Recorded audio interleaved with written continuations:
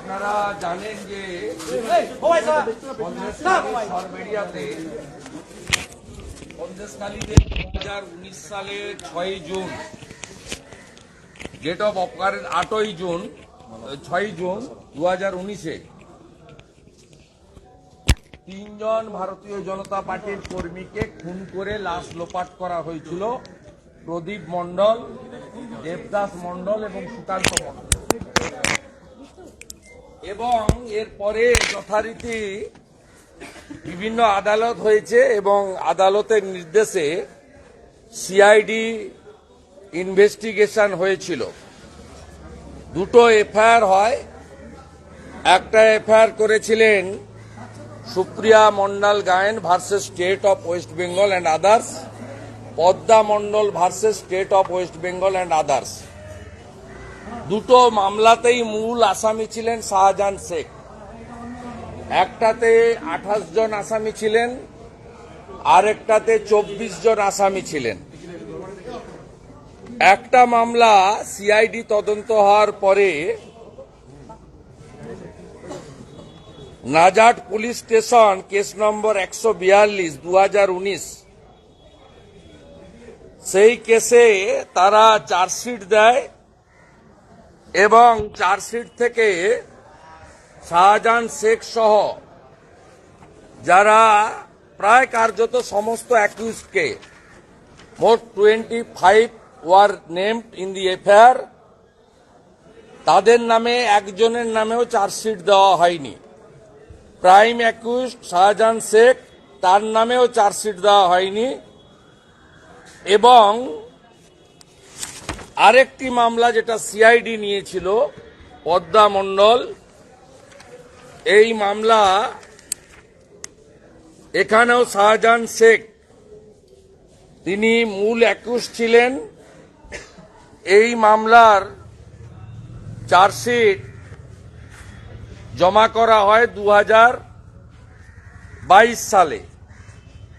2022 সালে এই চার্জশিট জমা করা হয় এবং সেখানেও যারা অ্যাকিউজ ছিলেন মোট 28 জন, তার মধ্যে একেবারে দুটো নামে, একটা হচ্ছে মঈনুদ্দিন মোল্লা নিকনেম মাজেদ, মইজুদ্দিন মোল্লা এন্ড জাভেদ আলী মোল্লা, এদের নামে চার্জশিট দিয়ে দেয়, পরে আবার বেলও দিয়ে দেওয়া হয়। আমরা আজকে সুপ্রিয়া মন্ডল গায়েন এবং পদ্মা মন্ডল তারা একটি রিট ফাইল করলেন কলকাতা হাইকোর্টের রেজিস্ট্রারের কাছে এই মামলাতে, এবং দুটি চার্জশিটকে চ্যালেঞ্জ করে তারা যাতে এই মামলা সিবিআই বা এনআইএ কে হস্তান্তর করা যায় বা সেন্ট্রাল এজেন্সিকে দেওয়া যায়, তার জন্য এই চার্জশিট দুটোকে চ্যালেঞ্জ করে ঘটনার পর থেকে সন্দেশখালী থেকে 100 কিলোমিটার দূরে দুই পুত্র নিয়ে লুকিয়ে আছে, জায়গাটার নাম আমি পাবলিকলি করলাম না, এবং তাদের দুজনের নিরাপত্তার স্বার্থে তাদের দুজনকে আপনাদের সামনে অ্যাপিয়ারও করলাম না। তাদেরকে আমি সেফলি তাদেরকে সেফ প্লেসে পাঠানোর ব্যবস্থা করলাম। এই দুই সাহসী মহিলা তারা আমাকে বিরোধী দলনেতা হিসেবে নিরাপত্তা চেয়েছেন।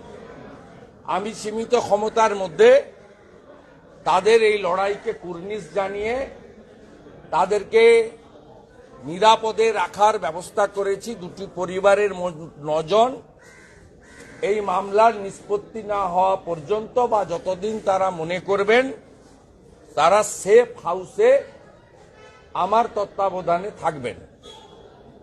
এবং আমরা এই মামলাটার জন্য কলকাতা হাইকোর্টের বিশিষ্ট যারা ক্রিমিনাল লয়ার্স আছেন তাদেরকে অনুরোধ করেছি তারা লড়বেন। প্রয়োজন হলে সুপ্রিম কোর্ট থেকেও আমরা সিনিয়রদের আনব এবং মহামান্য বিচার ব্যবস্থার প্রতি আমাদের পূর্ণ আস্থা আছে।